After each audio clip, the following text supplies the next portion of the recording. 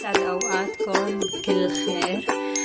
حساوي محكرونة بالخضار. نبلش معكم خطوة بخطوة. نبلش البصل جوانح، البندورة مفرومة، الفليفلة حدة وحلوة حسب الاختيار، نحنا بنحبها حلوة وحدة، وحدة بوحدة. وهي لحمة مفرومة اختياري، وهي جزر، وهي اللحمة، وهي المحكرونة مسلوقة. كل خطوة بخطوة بمشيها بإذن الله. يلا تعالوا نبلش بالخطوة.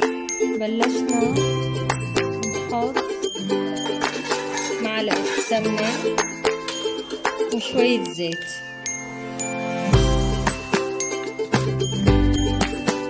نحط بصل جوانح،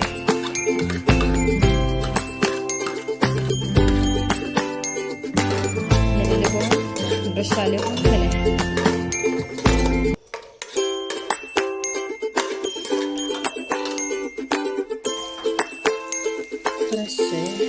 رشتين ملح، نقلبها لحتى يدبل.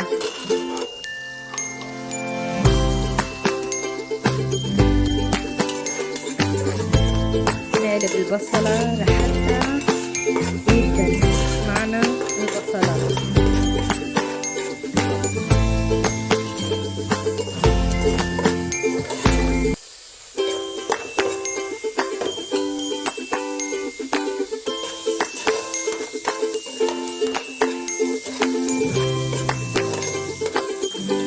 بلش نحط اللحمة،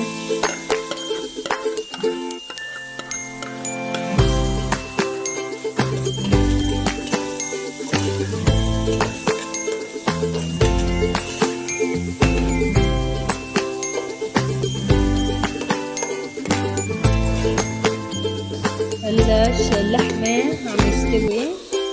نحط الفليفلة والبندورة، قلبناهم لبعضهم حتى يدبلوا. نحط فلفل أسود،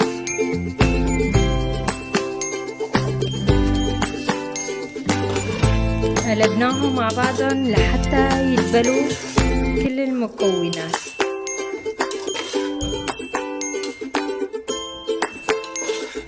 بلشوا عم يدبلوا شوي شوي.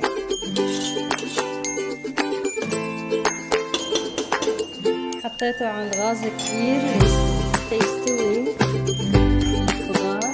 حنساوي لبن عيران.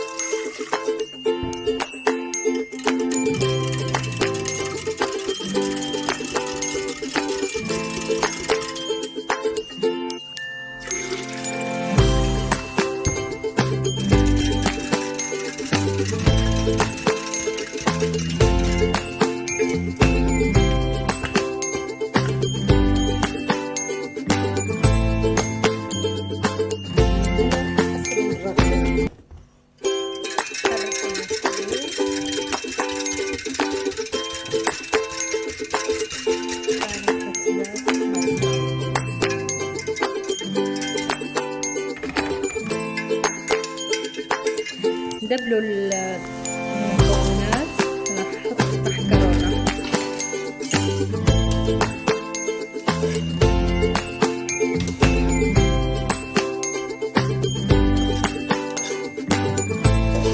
نتركهم شوي لياخدوا مع بعض.